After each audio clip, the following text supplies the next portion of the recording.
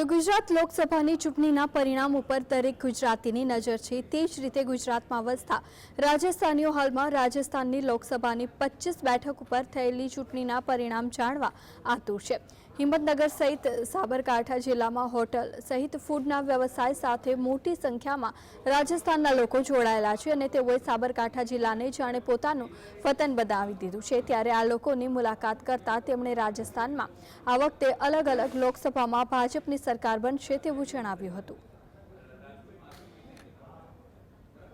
अभी जो social media के हिसाब से और सबके हिसाब से चल रहा है उसके हिसाब से ऐसा है कि बीजेपी के आने की संभावना है पूरी और इसमें ऐसा है कि काम भी काफ़ी हुआ है। जैसे मैं प्रॉपर बूंदी से हूँ तो बूंदी में हमारे नया मेडिकल कॉलेज बना है, खेल संकुल बना है जो कि केंद्र से बना है और बिरला जी की भी काफ़ी योजनाएं चल रही है।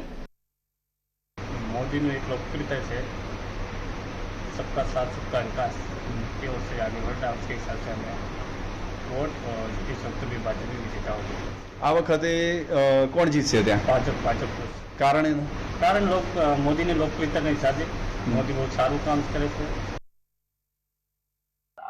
रोडना काम सारा थया, अमुक इंदिरावासो आप्या, बाथरूम आप्या, बधुं काम एनुं सारुं छे बीजेपीनुं।